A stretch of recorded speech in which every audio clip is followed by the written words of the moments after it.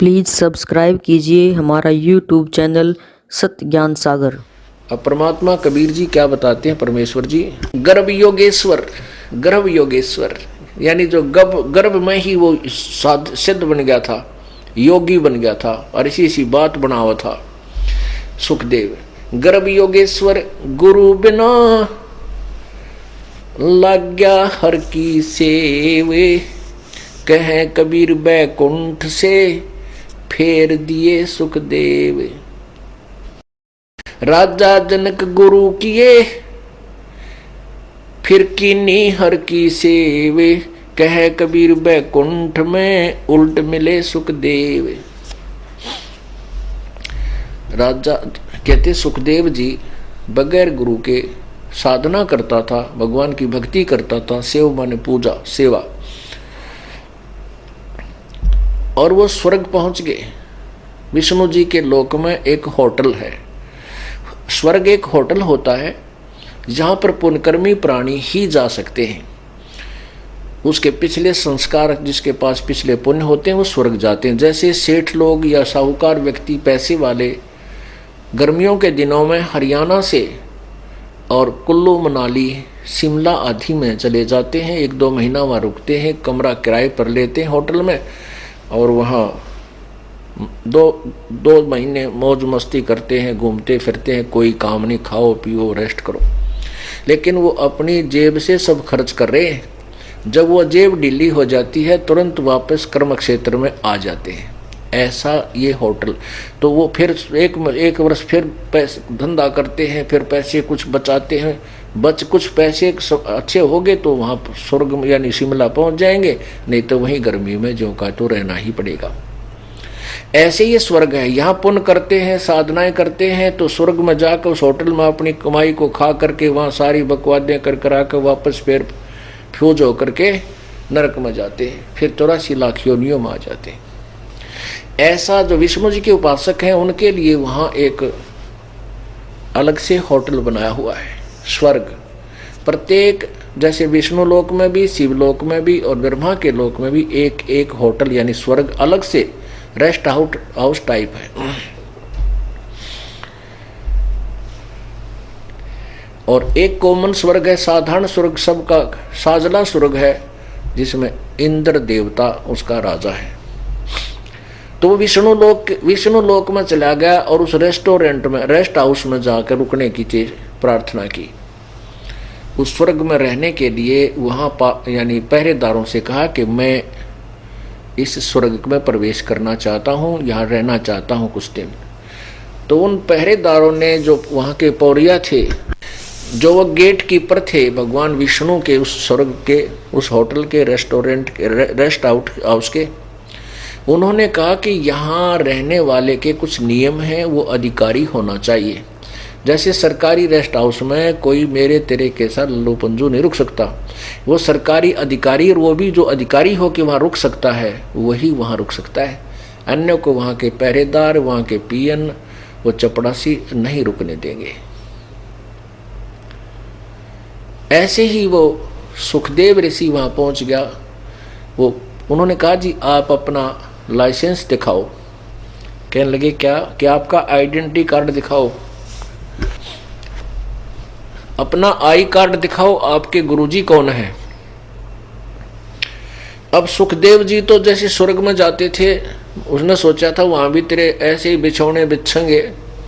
वहां पर देखा कि सारी बात विपरीत हो गई। तो उन्होंने कहा भाई गुरु की क्या आवश्यकता है जब मैं ऐसे आ गया हूं। तो उन्होंने कहा जी ऐसा है, हमारे को आदेश है भगवान विष्णु के कि जिनके ये गुरु हो और गुरु भी प्रमाणित हो, यो नहीं कोई तू मेरा गुरु मत तेरा चेला, नहीं, कुछ प्रमाणित गुरु होता है और वही उसी गुरु से उपदेशी है और उससे साधना की हुई है, तो वो यहाँ इस रेस्ट हाउस में रुक सकता है, इस स्वर्ग में रुक सकेगा। अब सुखदेव जी कहने लगे मेरा तो कोई गुरु नहीं, बता मैं बगैर गुरु के यहाँ आ गया, कमाल की बात करते हो तुम। वो पहरेदार बोले जी हम कोई कमाल की बात नहीं कर रहे, भगवान का आदेश है। अब उसने सोचा, कहने लगे तुम भगवान विष्णु से कहो कि सुखदेव ऋषि आए हैं। अब उन्होंने जाकर संदेशा दे दिया भगवान से कि प्रभु एक मृत लोक से सुखदेव नाम के ऋषि आए हैं और वो इस अपने स्वर्ग के अंदर कुछ दिन रुकने की का आग्रह कर रहे हैं, हठ भी कर रहे हैं, लेकिन उनका गुरु कोई नहीं है, वो हमारी नहीं मान रहे हैं। वो कहते हैं कहो भगवान से और मैं यहाँ रुकना चाहता हूँ, आपका क्या आदेश है। विष्णु भगवान बोले मैं आऊँ, चलो वहीं पर। भगवान विष्णु आए, अपने घर से बाहर निकले और सामने सुखदेव को भी बुला रखा था उन पार्षदों से, उन अपने सेवकों से। तो जैसे उसने तो सोचा था भगवान विष्णु सीने से लगाएंगे, कहेंगे वाह भाई वाह, बड़ा कमाल किया आपने, तो बड़े महापुरुष हो, यहाँ पहुँच गए, बड़े सिद्ध हो।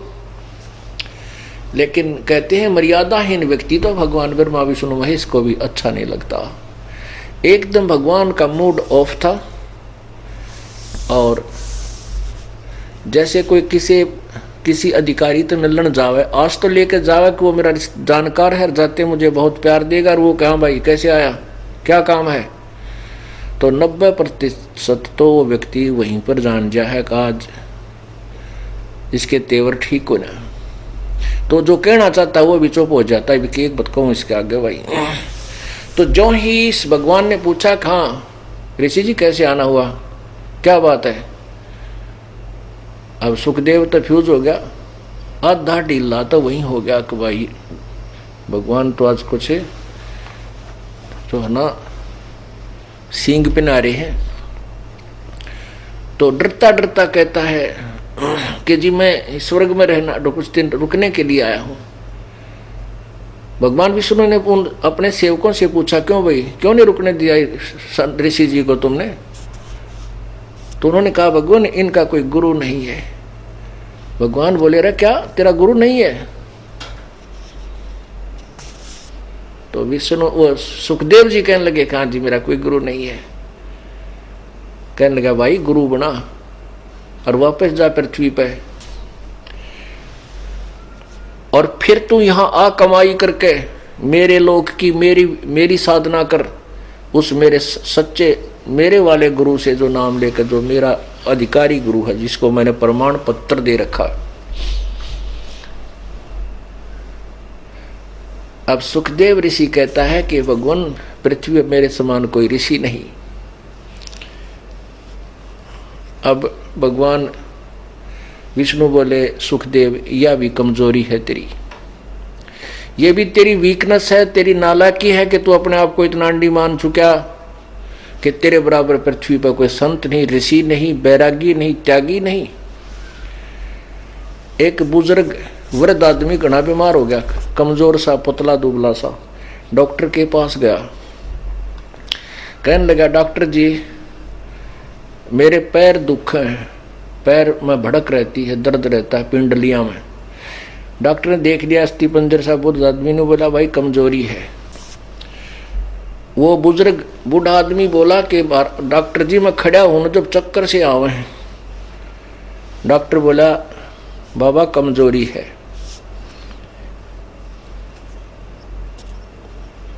बूढ़ा फिर बोला जी मैं चलता हूं जब दम से चढ़ जावे हैं। डॉक्टर बोला कमजोरी है, यानी शारीरिक वीकनेस है।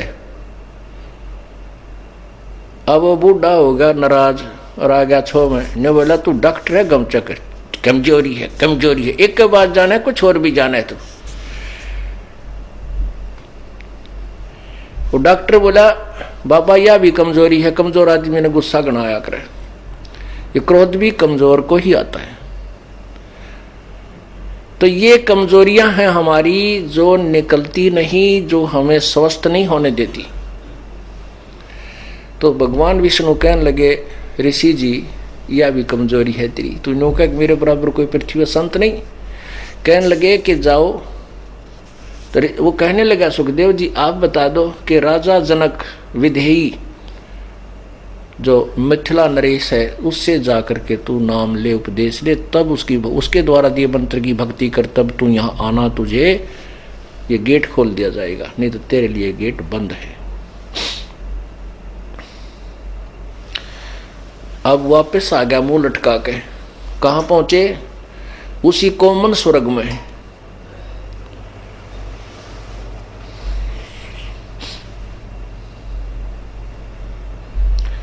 उसी स्वर्ग में, इंद्र वाले स्वर्ग में पहुंचे तो वहां देवता लोग और ऋषि लोग वहां मिले उसको। अब पहले तो वो जाता था बड़ी तड़क भड़क से ऐसे, और अब जा रहे हैं ऐसे। अब उन्होंने देखा भाई है सुखदेव ऋषि में पहले वाली शरीर के अंदर रौनक नहीं है। उनको आसन दिया, वह बैठ गए। चर्चा हुई कि ऋषि जी क्या बात, आपका प्रसन्न चित्त नहीं है, चेहरा मायूस है, क्या कारण हो गया? ऋषि महर्षि को कैसी चिंता, कैसी टेंशन? सुखदेव बोला टेंशन के भाई तो बड़ा काम हो गया मेरे साथ। क्या बात बता। तो कहने लगा कि मैं गया था भगवान विष्णु के लोक में और मैंने स्वर्ग के अंदर प्रवेश चाहा तो पहरेदारों ने मना कर दिया। विष्णु जी से मैंने प्रार्थना की तो उन्होंने भी मना कर दिया कि भाई गुरु के बिना तू यहाँ रह नहीं सकता, कि गुरु के बिना आप यहाँ नहीं रह सकते। तो वो सभी ऋषि जिन हैरान रहे। देवता लोग कहने लगे व्यास पुत्र, हे महर्षि, क्या आपने गुरु धारण नहीं कर रखा? व्यास सुखदेव जी कहने लगे नहीं। तो सभी ने कहा कि सुखदेव कहने लगे ऋषि जी, आपने तो कति काम बिगाड़ रखा है। गुरु के बिना तो बात बने नहीं, कोई भी भक्ति सफल नहीं हो सकती। और हम तो समझते थे कि आपने गुरु बना रखा होगा, हमें नहीं पता था कि आप निग्रह हो। इस निगुरा जिसका कोई गुरु ना हो, कहते उसको तो 3 लोक में कितने ठिकाना नहीं, 84 लाख योनिया में भुगतेगा और कितने गधे की योनि में ब्रह्म माटी होगी।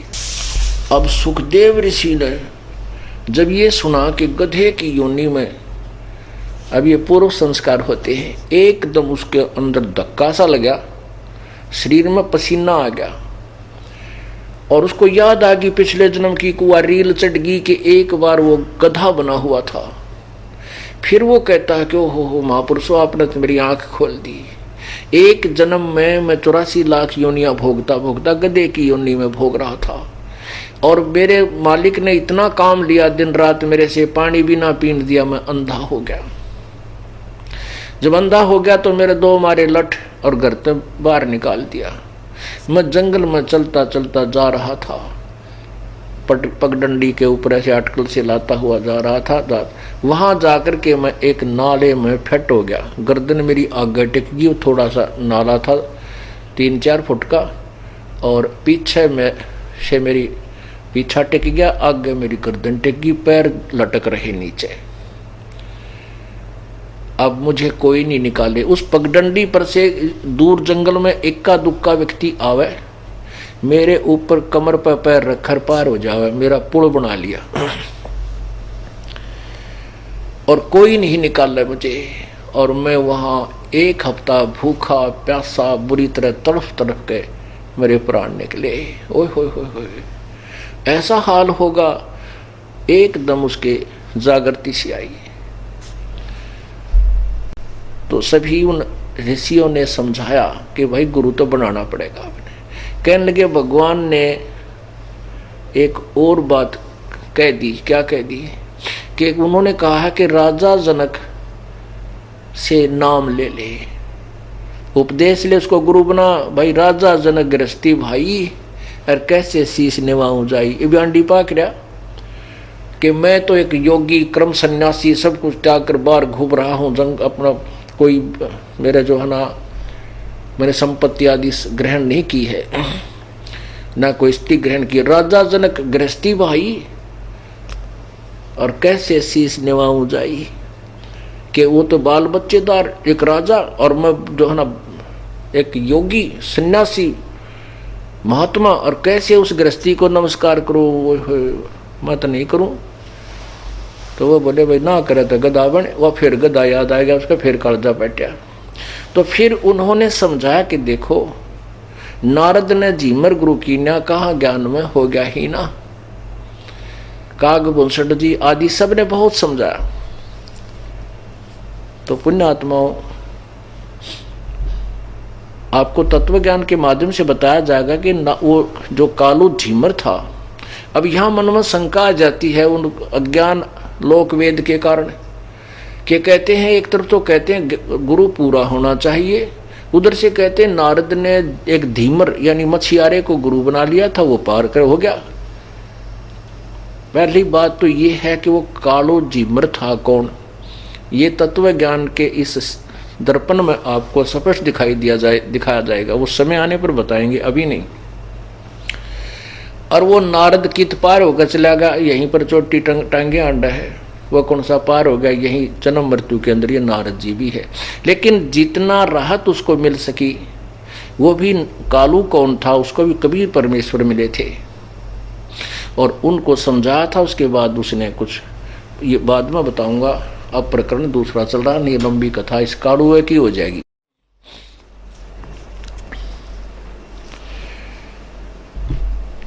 तो सुखदेव ने सोचा तो बात बिगड़ गई भाई। अब देखो कहते हैं एक नारी त्याग दीनी 5 नारी गैल बे, पाया ना मुक्ति का द्वारा सुख दे करीबो सैल बे, पाया ना द्वारा मोक्ष का सुख दे करीबो सैल बे। एक नारी यानी एक स्त्री ना ग्रहण की, उसका परित्याग भी कर दिया अगर ब्याह हो रहा था। कहते हैं ये 5 नारी गैल बे, काम क्रोध मोह लोभ अहंकार मान बढ़ाई ये माए बसाई, इन न त्याग बेटा, जब तू जो है ना सन्यासी होगा तब तू त्यागी होगा।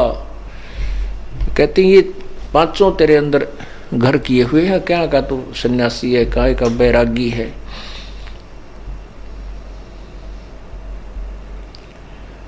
तो उसने फिर क्या सोचा कि अभी बात बिगड़ गई, फिर वो अपने पिता के पास आया। हालांकि पहले तक पिताजी को रिजेक्ट कर गया था, फिर उसने जगह जगह कथा सुनी कि व्यास तेरे पिता तो बड़े पहुंचे हुए महापुरुष हैं, वैसे हैं ऐसे हैं। तो फिर उसने सोचा कि भाई पिताजी तो और पूछ लूँ भाई, सचमुच मैंने गुरु बनाना ही पड़ेगा कि, और कोई और अच्छा गुरु हो तो वो देख लेता हूँ। अपने पिता व्यास के पास गया और कहा, प्रणाम किया।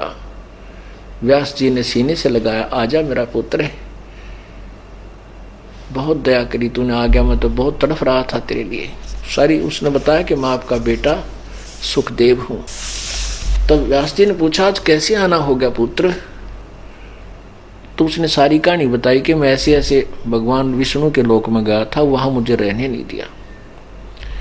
व्यास जी कहने लगे कि ऐसी बात नहीं, भगवान विष्णु तो भक्तों को सीने से लगाते हैं, आपको क्यों नहीं रहने दिया, सच्चाई बता क्या है।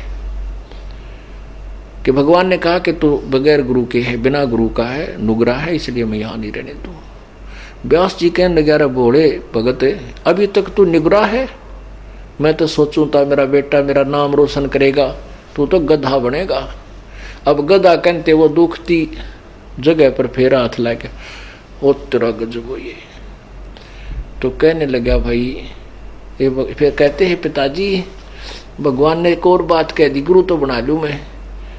कि भगवान ने क्या कहा, भगवान ने कहा कि भाई तू गुरु बना, और गुरु बना जनक जी को,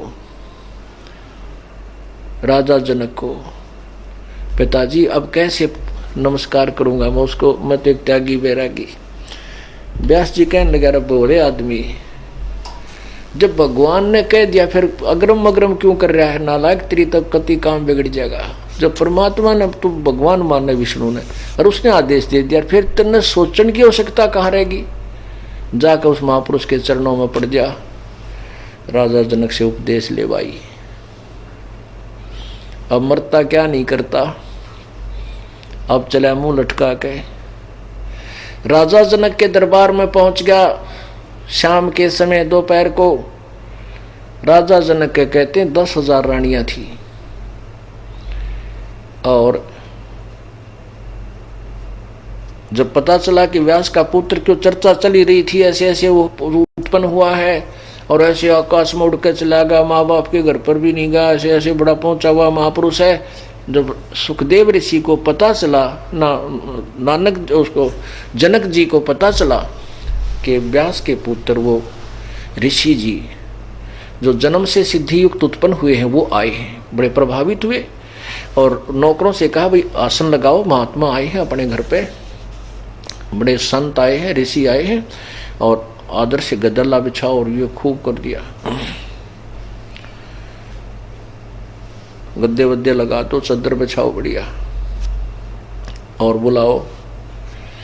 राजा जनक ने उनसे कहा कि आओ ऋषि जी, अब बैठो, आसन पर बैठो। और आप बैठ गए नीचे।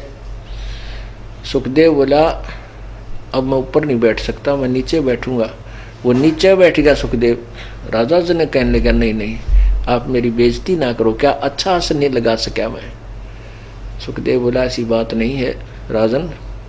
फिर उन्होंने सारी राम कहानी बता दी अपनी, कि मैं ऐसे ऐसे विष्णु लोक में गया था, उन्होंने मुझे वहाँ नहीं रहने दिया, और क्योंकि मेरा कोई गुरु नहीं था। अब जनक जी भी कहने लगा ऋषि जी क्या बात कह रहे हो आप कौन सी दुनिया में थे, गुरु नहीं बनाया? अपनात्माओं जो कांटे के भगत संत होंगे वो एक का रस बोला करते हैं, एक ही बात कहते हैं, सब एक जैसा ही ज्ञान उनको होता है। सब ने यही कहा कि गुरु तो आपने धारण करना ही होगा। सुखदेव बोला कि मैं तो आपको गुरु बनाने आया। अब राजा जनक कहने लगे महात्मा जी मजाक ना करो मुझ गरीब का, मैं तो आपके चरणों के धूल हूँ, आपका दास हूँ, मैं गृहस्थी व्यक्ति हूँ, आप तो बड़े त्यागी और बैरागी हो। तो सुखदेव ने जान गया कि तेरे तरले गड्ढे पर ठोकर मारा है कि तू अपने मन में क्या सोच रहा था। अब यही कह रहा है कि तू बड़ा त्यागी बैरागी है, मैं ते गृहस्थी हूँ। सुखदेव बोला राजन मैं मजाक नहीं कर रहा, मैं आपसे उपदेश चाहता हूँ, भगवान का आदेश हो गया है। जनक जी बोले भी ठीक है, भगवान का आदेश हो गया, नाम में लेना है तो बेटा तो महात्मा जी सवेरे लेना, अब विश्राम कर ले, सुबह नहा धो कर। वो तो एक बहाना था, उसकी परीक्षा लेना चाहते थे। उसको एक अलग से कमरे में एक चारपाई तख्त लगा दिया, और एक महिला अपनी पत्नी से एक सेविका से कहा कि आप इस राजा की सेवा करो, इनका वस्त्र बिछाओ, इनको खाना खिलाओ, ये आपकी सेवा की ड्यूटी है। उस लड़की ने आसन बिछाया, उनको खाना खिलाया, और रात के समय जो विश्राम करने लगा वो लड़की जा करके सुखदेव ऋषि की चारपाई पर बैठ गई।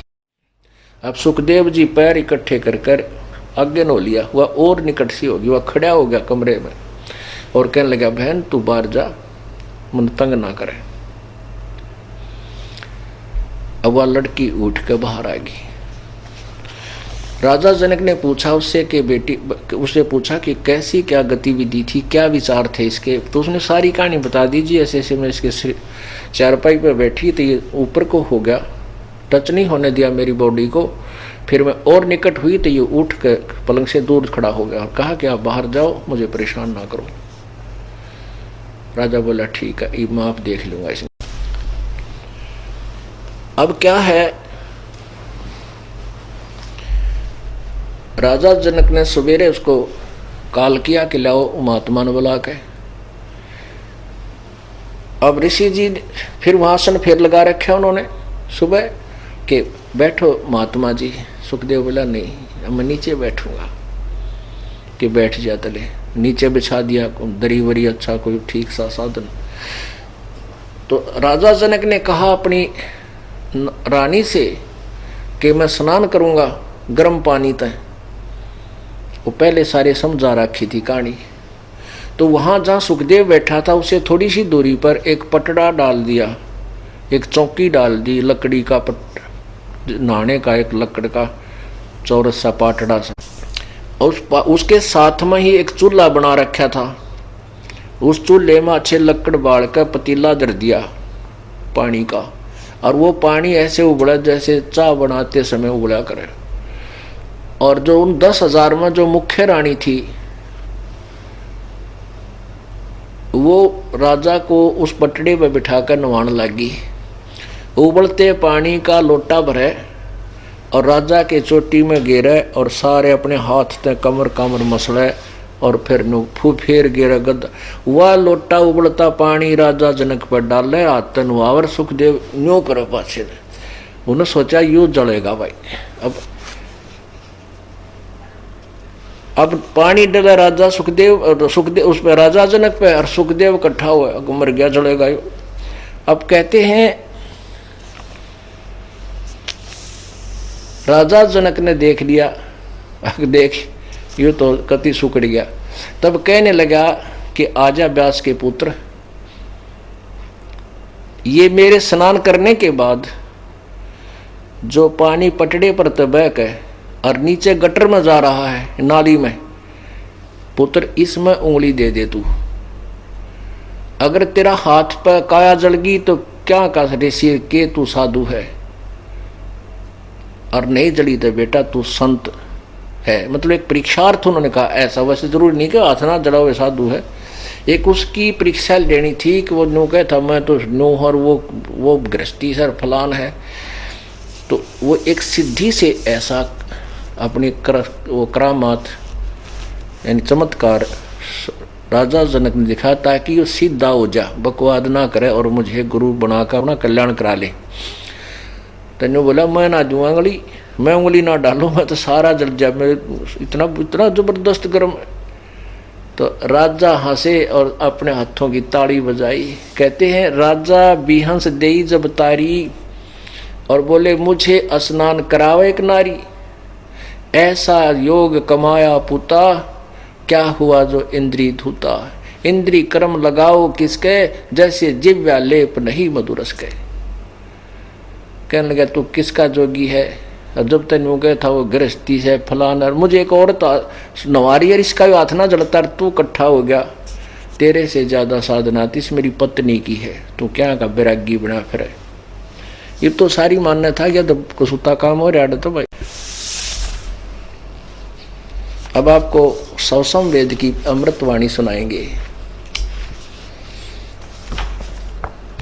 ऋग्वेद मंडल नंबर 9 सूक्त नंबर 96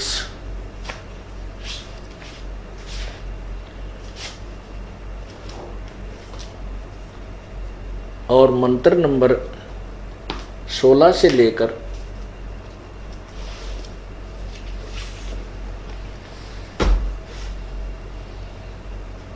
20 तक उसमें परमेश्वर कबीर जी की महिमा बताई है। और उसमें ये दिखाना चाहता हूँ आपको कि वह कबीर परमात्मा पूर्ण ब्रह्म स्वयं आता है और अपनी कबीर वाणी के द्वारा लोकोक्तियों के माध्यम से, कविताओं के माध्यम से, कविताओं से वो अपने तत्व ज्ञान का प्रचार करता है। और उस ऋषिकृत वो संत या ऋषि रूप में, तुम साहेब तुम संत हो, तुम सतगुरु तुम हंस, गरीबदास तेरे रूप बिना और न दूजा अंश। वही पूर्ण परमात्मा संत रूप में या ऋषि रूप में आता। उस संत अर्थात ऋषि द्वारा, ऋषिकृत उसके द्वारा रची हुई हजारों वाणी उनके अनुयायियों के लिए इतनी प्यारी होती है, उनको इतनी अच्छी लगती है, मन भावनी होती है, जैसे बहुत स्वादिष्ट, बहुत प्रिय, इतना सुख होता जैसे स्वर्ग की तरह आनंददायक होती है। आपको अब वेद नहीं दिखाऊंगा क्योंकि वेद में बहुत बार दिखा चुका हूं। प्रसंग कुछ ऐसा चल रहा है, यह आवश्यकता नहीं, केवल आपको थोड़ा सा हिंट दूंगा। ये देखिएगा, ये गहरी नजर ना, ये आध्यात्मिक ज्ञान गंगा एक बुक इस दास ने लिखी है, इसमें आप देखिएगा ये है ऋग्वेद मंडल नंबर 9 सूक्त नंबर 96 मंत्र 16 में कहा है कि सवा युद्ध है, सब अयुद्ध श्रोत्र भी पुयमान।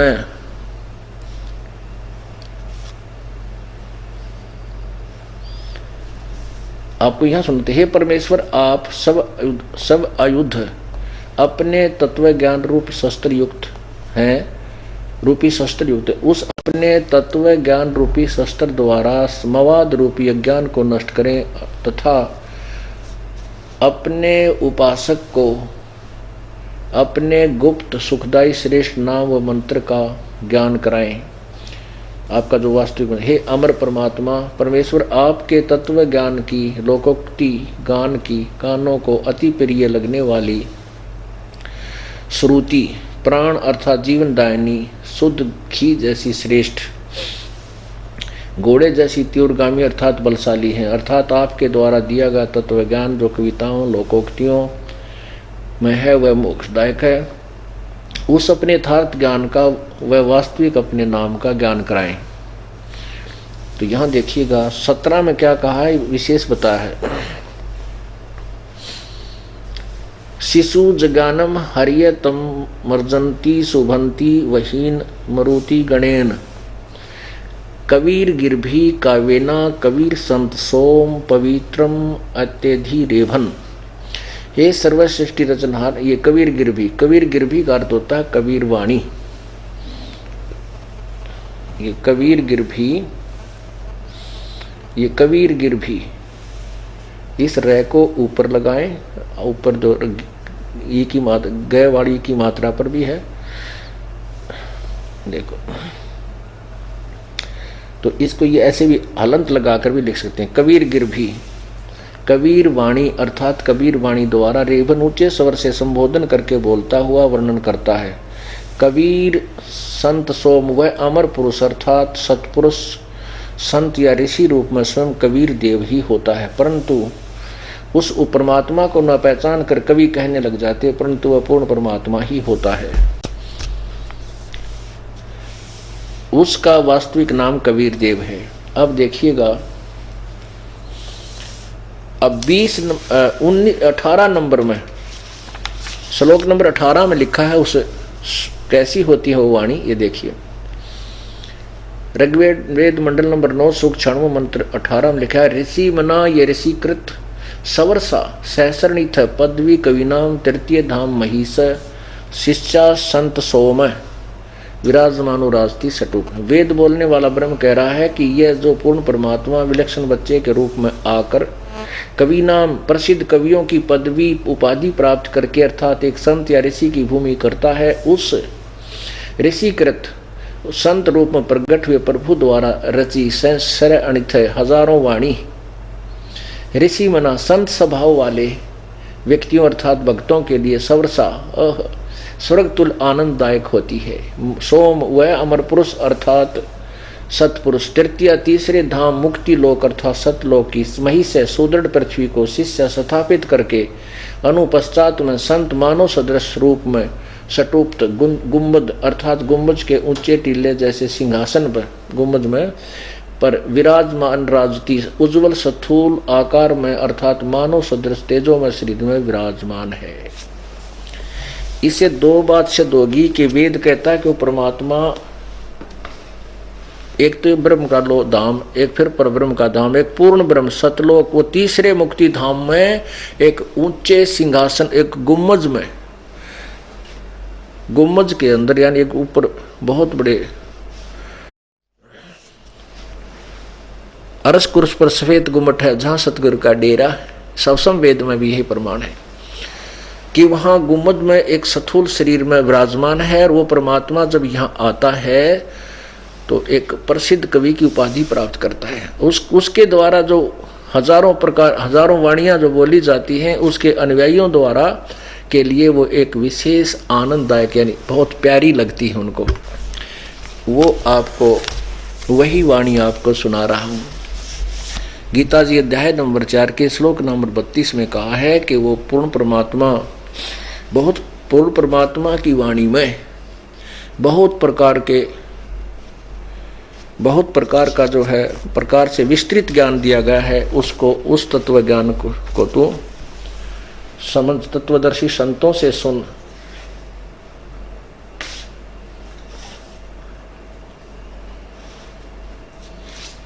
अब फिर दिखाता हूं एक बार गीता जी अध्याय नंबर 4 का श्लोक नंबर 32, क्योंकि ये एक ऐसा को एजुकेशन है स्थल, ऐसा सामूहिक शिक्षा स्थल है। इसमें पहली कक्षा के भी हैं, दूसरी के भी, तीसरी के भी, और अभी तक जिसने एडमिशन भी ना लिया हुआ भी आ रहे होंगे सत्संग सुनने किसी के साथ। तो उनको अगर ये प्रमाण ना दिखाया तो वो इन्हों सोचेंगे वैसे ही कह रहे हैं ये संत जी। तो ये प्रमाण देख करके बुद्धिमान लोग फिर चुप क्या ना करते, वह फिर मान लेते हैं सचमुच ये तो सच्चाई है। देखो गीता जी अध्याय नंबर श्री मद्भगवत गीता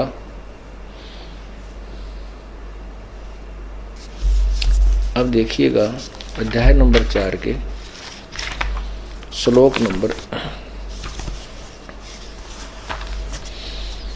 32 में, इस प्रकार और भी बहुत तरह के यज्ञ। इन्होंने इस ये गलत अनुवाद कर दिया, वेद की वाणी लिख दी। ब्रह्मण्य का अर्थ होता है पूर्ण परमात्मा सच्चिदानंद घन प्रभु, जो गीता ज्ञान दाता से अलग है, मुख्य माने वाणी में। अब यहाँ ब्रह्मण्य का अर्थ क्या है ये स्पष्ट करता हूं। पहले देखिए अध्याय नंबर 17 का श्लोक नंबर 23 इसका स्पष्टीकरण देगा। ये देखिएगा श्लोक नंबर 23, इसमें लिखा है कि ओम तत्सत इति निर्देश ब्रह्मण त्रिविध समर्थ ब्राह्मणा तेन वेदा च यज्ञा च विहिता पुरा। ओम तत्सत, ऐसे यह 3 प्रकार का ब्रह्मण है। अब ब्रह्मण शब्द देखना है, सच्चिदानंद घन ब्रह्म यानी पूर्ण परमात्मा, सत चित आनंद जिससे वास्तव में जो परमात्मा पूर्ण है उसका निर्देश, उसका नाम ये तो बाद में बताऊंगा यू की है, लेकिन ब्रह्मण माने सच्चिदानंद घन परमात्मा। इस ब्रह्मण का अर्थ है सच्चिदानंद घन ब्रह्म यानी पूर्ण परमात्मा। तो यहाँ हम लिखेंगे ये गीता अध्याय नंबर 4 का श्लोक 32, इसमें लिखा है कि इस प्रकार बहुत तरह के यज्ञ ब्रह्मण सच्चिदानंद घन परमात्मा की वाणी में। बस केवल इतना ही देखना हमने कि यहाँ ब्रह्मण का अर्थ सच्चिदानंद घन की वाणी में, उस पूर्ण परमात्मा की वाणी में विस्तार से कहे गए हैं, जो मन इंद्रिय और शारीरिक क्रियाएं द्वारा संपन्न होने वाले जान इस प्रकार तत्व से जान के उनके अनुष्ठान द्वारा तो कर्म बंधन से सर्वथा मुक्त हो जाएगा। और फिर 34 में कहा है कि उस तत्व ज्ञान को जो अभी पूर्ण परमात्मा की वाणी का जो ज्ञान है, तत्वदर्शी ज्ञानियों के पास जाकर समझ उनको भली भांति दंडवत प्रणाम करने से, उनकी सेवा करने से, कपट छोड़कर श्रद्धापूर्वक प्रसन्न करने से वे परमात्म तत्व को भली भांति जानने वाले ज्ञानी महात्मा तुझे तत्व ज्ञान का उपदेश करेंगे। अब ये दास सिद्ध करना चाहता है कि वो परमात्मा सच्चिदानंद घन की वाणी, कबीर परमेश्वर ने गरीबदास जी को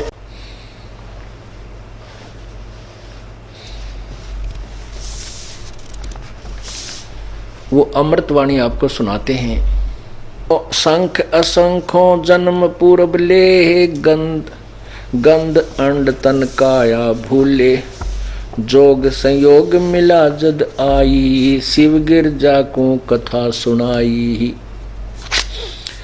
सुनत ज्ञान अभय पद वाणी, अंड फूट चेतन भय प्राणी, कोट कोट जन्मों के भरमा, दमन किए चीन्हे निज धर्मा। गिरजा वही ज्ञान गलताना, पंछी कोण वृक्ष गोहराना, अजर नाम चीन्या पद भारी, उड़ा सुवटा पंख पसारी। शिव जोगी जद भये चिचाना, पंछी सुना हमारा ज्ञाना, ज्ञान का चोर जान ना पावे, पक्षी तन तज उदर समावे। ब्रह्मा विष्णु ध्यान धर आए, शिव योगी को बेग बुलाए, आनंद बचन कहे त्रिपुरारी, सुन हे बचन व्यास की नारी। यहाँ एक चोर हमारा आया, तुमरे उदर आन समाया, माता बोले बाणी निकी, हमको खबर नहीं तन जी की। 12 वर्ष रहे तन माही, लगी समाधि ध्यान धुन ताही, ब्रह्मा विष्णु महेश्वर देवा, सुन पंछी तू ज्ञान परेवा। बाहर आव बचन सुन मोही, तुमरा नाश कभू ना होई। अब ब्रह्मा विष्णु महेश जो माँ के पेट में था सुखदेव, जब वो ये अमृतवाणी आपको नए सिरे से सुना रहा हूँ ताकि इसमें कंप्लीट ज्ञान है। कि अब वो ब्रह्मा विष्णु महेश वेद व्यास की पत्नी के पास जाकर कहने लगे, और उस सुखदेव ने कहा तू बाहर आ जा। कहने लगे आजा, तेरा नाश कदे नहीं होगा। अब सुखदेव कहा क्यों बकाओ हो, मन सारा बेरा है, तुम मीठी गोली देते हो मुझे। बाहर आओ बचन ब्रह्मा विष्णु महेश्वर देवा, कहे ब्रह्मा विष्णु महेश्वर देवा, सुन पक्षी तू ज्ञान परेवा। बाहर आओ बचन सुन मोही, तुम्हारा नाश कभू ना होई। शिव को सुखदेव से कहा, मानो बचन हमार, उत्पत्ति पर ले मेटे हूँ, चरण कमल दीदार। नो कहा जा तेरे कति तेरा जन्म मरण मिटा दूंगा। सुखदेव बोले बिबल बाणी, ब्रह्मा विष्णु महेश्वर दानी, कोट कोट भुगती 84, कटे नहीं ये फंद अविनाशी। तिहु देवा जद थम भी माया, उदर गर्भ से बाहर आया। ओल नाल कस कमर मुतंगा, चाला सुखदेव बन खंड संगा। पुत्र पुत्र व्यास कर टेरे, माया मोह कुछ कछु नहीं मेरे। कौन पिता कौन पुत्र कहावे, शब्द स्वरूप रहे निर्दावे। पांच तो गुण तीन समाना, पान अपानम पद गलताना। व्यास पुत्र से कीन्ने प्यारा, सुखदेव भरा शब्द हंकारा। खोज न पाया व्यास गुसाई, मिले नहीं उल्टे घर आई। आगे जाके भय प्रचंडा, सन्हे नदी जैसे नदी 18 गंडा। अब ये आपको अमृतवाणी सुनाई पहले वाली शटोरी की, उसके जन्म की। अब सुनाते हैं जो राजा जनक से वो नाम उपदेश लेने आया। पुण्यात्माओं, ये तत्व ज्ञान के अंदर ये कहा गीता जी के चौथे अध्याय के 25 से लेकर के 31 तक कि कोई कैसे साधना करता है उसी को पापनाशक समझता है, कोई देवताओं की पूजा करता है उसको पापनाशक समझता है, कोई अहिंसा का व्रत लिए हुए, कोई अल्पाहार करके, कोई ऊपर न पैर करके, कोई के प्राणापान प्राणायाम करके ही भगवान को प्राप्ति समझता है और उसको मोक्षदायक समझता है। कहते नहीं, वो वास्तविक विस्तार तो उस परमात्मा की अमर वाणी में है, पूर्ण परमात्मा की वाणी में, उसके मुखारविंद से उच्चारित उस ज्ञान में। वाणी मान उसी के द्वारा कहा हुआ ज्ञान, उससे उसमें पूर्ण विस्तार से लिखे हुए होते हैं। और यही वेद बताते हैं कि वो अमृतवाणी जो परमात्मा स्वयं आकर बोलता है उसके अनुयायियों के लिए बहुत प्यारी होती है, उनके आत्मा को बहुत अच्छी लगती है, आनंददायक होती है। अब सुखदेव ने जनक को गुरु बनाया। स्वर नर मुनि जन गंधर्व ज्ञानी, सबसे ऊंचा है अभिमानी। अधर विमान चले मन रूपा, गर्भ योगेश्वर ज्ञान स्वरूपा। इंद्री 5 25 सादी ही, गर्भ योगेश्वर जोगी बादी। के उस एक छोटी सी सिद्धि को प्राप्त करके और वाद विवाद इतना करता था, आकाश में उड़ जाता था, अंडी पाक्या फिर था, बहुत अभिमान कर रहा था। बादी जोगी बाद कर वो बेचरा तीनों लोक। सतगुर जनक विदेही बिन, पावत नाही मोखो। अहो व्याध बंधन बहु भारी, सुखदेव जीता हुरुम्बा हारी। औ अग्नि हृदय प्रकाशा, ज्ञान ध्यान जरे जूंगासा। कोट ज्ञान सुरपति सत्संगा, जा अहिला की न्या संगा। अहु अग्नि केते बोराए, सुखदेव योगी इंद्र डिगाए। परमात्मा क्या कहते हैं? परमात्मा सुख कहते हैं, गोरख से ज्ञानी घने, गोरख से ज्ञानी घने, ये सुखदेव जति जिहान। सीता सी बहु भारिया, संत दूर अस्थान। कबीर परमेश्वर के संपर्क में आकर के गोरखनाथ जी को भी तत्व ज्ञान कुछ ज्ञान हो गया था। और वो ये ज्ञान ऐसा है जिसने थोड़ा सा भी ग्रहण कर लिया, वो जन साधारण से कोई किसाए भी ऋषि हो, उसको इस परमात्मा के थोड़े से ज्ञान को भी लेकर कोई पंसारी बन जाएगा और सबको फिट्टे मुँह कर देता है। लेकिन उसके पास पूरा समाधान तक हो ना। अब क्या बताते हैं? गोरख से ज्ञानी घने। गोरख जी को परमात्मा ने नाम दिया, प्रथम मंत्र दिया, फिर उसको सतनाम भी दे दिया था। लेकिन वो बाद में बहुत लेट दिया था और उसे कसम दिला दी थी कि आगे किसी को ये नहीं बताना। अब उस ज्ञान को सुनकर गोरख बड़ा ज्ञानी पाक गया, सब ने कहा गोरख जैसा तो भाई ज्ञान को ना हो। अब यहीं पर कुछ ऐसे नकली संत बन गए जो दास के नाम ले रखा था, और वो आप नाम देने लगे एक दो दुष्ट आत्माओं के बारे में पता चला है, लेकिन उनके पास समाधान तो नहीं है। ज्ञान तो हमारा सुनकर थोड़ा बहुत, क्योंकि वो आंशिक ज्ञान उनके पास हो गया, तो 10-20-50-100 आना बर्बाद कर सकते हैं, पर उनसे ना उनका मोक्ष ना उनके अनुयायियों का मोक्ष। तो यहाँ वही बताते हैं कि गोरख से ज्ञानी घने सुख दे जति जिहान, सीता सी बहु भारिया संत दूर स्थान। कहते हैं गोरख उस ज्ञान को सुनकर प्रसिद्ध हो गया था, बड़ा विद्वान।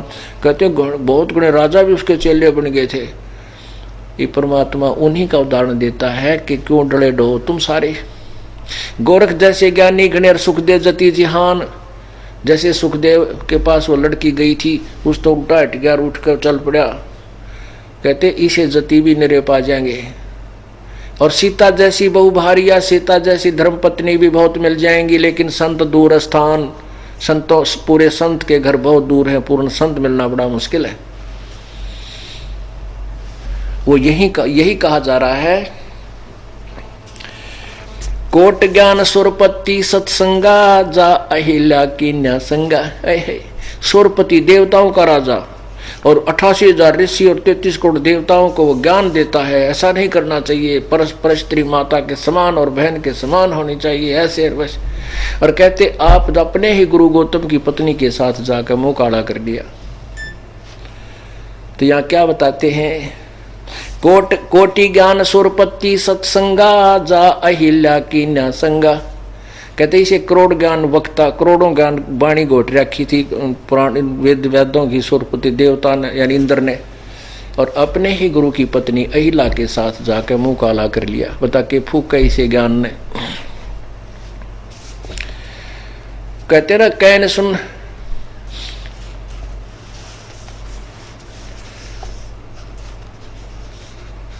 बेखों के लश्कर फेरे ये बाणी चोर कठोरे, सतगुरु धाम ना पहुंचेंगे ये 84 के डोरे।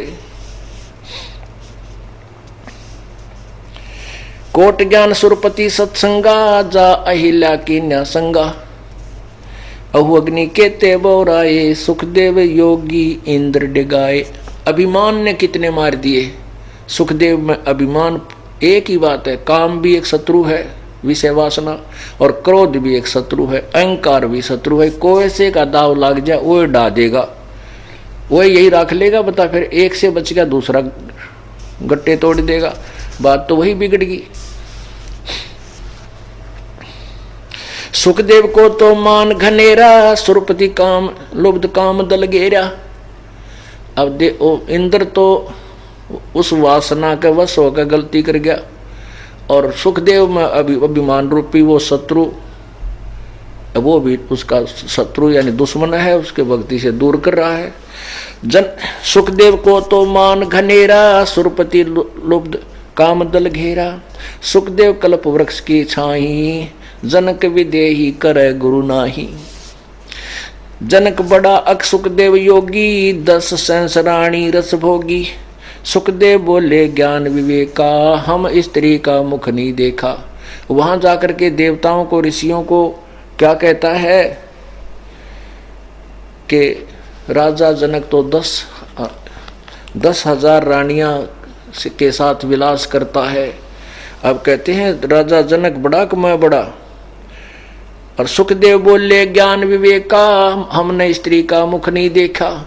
अब बड़े ज्ञान से बोला, बड़े अभिमान से कहता है कि मैंने तो स्त्री का मुंह भी ना देखा, और वो 10,000 स्त्रियों के साथ विलास करता है, उसको मैं गुरु बनाऊं। ये अभिमान रूपी अग्नि है, अभिमान रूपी शत्रु है। क्या बताता है, हम हैं गर्भ योनि से न्यारा, ज्ञान खड़ग इंद्री पर हारा। कैसे शीश निवाऊं भाई, जनक विदेही राजा भाई।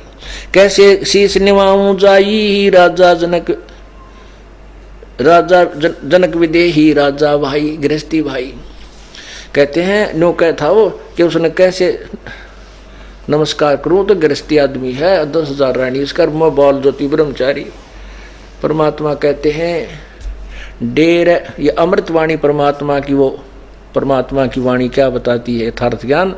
डेर दंड खुश रहो ये खुसरेल है नामोक्ष, ध्रुव प्रहलाद भी पार हो गए उधर गए, तो डेरे में के दोष, गृहस्थी में क्या दोष है। कहते हैं डेरे दंड खुश रहो, भक्ति करो, अपने घर पर रहो, ब्याह करवाओ चाहे मत करवाओ। कहते हैं फिर अगर बाल ब्रह्मचारी रहने से ही मोक्ष है तो ये खुसरे हिजड़े तो पार ही हो जाते सारे। कहते हैं डेरे दंड खुश रहो ये खुसरे लहना मोक्ष, और ध्रुव लार भी उधर गए, तो फिर गृहस्थी में के दोष। आप ध्रुव और प्रहलाद को मोक्ष मानते हो, मुक्त मानते हो। ध्रुव ने 5 वर्ष की आयु में प्रभु प्राप्ति हुई, उसके बाद जवान हुआ तो शादी करवाई, अपना ब्याह हुआ, फिर उसके भाई को मार दिया, जो मौसी का बेटा उत्तम था वो गंधर्व ने मार दिया युद्ध में। उसकी पत्नी भी फिर उसके पल्ले लगा दी गई अर्थात, और फिर उसके बाद उसने संतान हुई, फिर उस ब्याह किया और फिर वहाँ रहा, राज कराया और फिर स्वर्ग में गया। उसके बाद प्रहलाद 10 वर्ष की आयु में नरसिंह रूप में परमात्मा प्रकट हुए। फिर उसके बाद अपने पिता वाला उसने कई हजार वर्ष राज्य किया और फिर स्वर्ग में गया। तो बताओ भाई कौन सी तुम क्या, कौन सी तुम कहते क्या हो और करते क्या हो।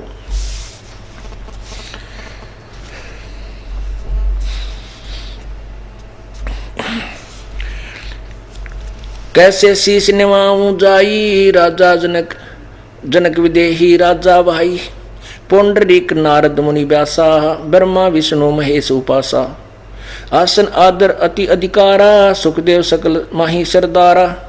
14 भवन फिर पल माही, सुखदेव सरवर दूजा नाही। सुर 33 करें खो 88, सुखदेव की सब करें खवासी। वासिष्ठ विश्वामित्र ज्ञानी, कागभूषण कहो परवानी। कागभूषणी ध्यान धरे पहे जो पद परवान। आधीनी अधिकार बिना सुखदेव मूड अज्ञान। कागभूषण की कथा सुनाएंगे आपको इसी सत्संग, आगे आने वाले सत्संग में। तो कागभूषण को परमात्मा कबीर जी मिले थे लास्ट में, उसको फिर ज्ञान दिया उन्होंने, उनसे प्रथम मंत्र प्राप्त किया और उनके अंदर बहुत आधीनी है कागभूषण में। तो कागभूषण और ये सब व्यासिष्ठ जी, व्यास जी, विश्वामित्र जी और पुंडरीक ऋषि, नारद मुनि, इन सभी ने सुखदेव को समझाया। क्या बताया कि कागभूषणी ध्यान धर बहे जद पद परवान। अधीनी अधिकार बिना सुखदेव मूढ़ अज्ञान, कि तेरे अंदर अधीनी नहीं है सुखदेव तो कति अज्ञानी आदमी है, गंवार है, तो मोक्ष के अधिकारी नहीं है। कागभूषण जी कहने लगे। फिर कहते नारद सनक सनंदन नारद भाई, सुखदेव ज्ञान बहुत समझाई। नारद जी ने, सनक सनंदन जो ब्रह्मा के बालक पुत्र हैं, उन्होंने भी कहते सुखदेव को बहुत समझाया कि तू नाम ले ले।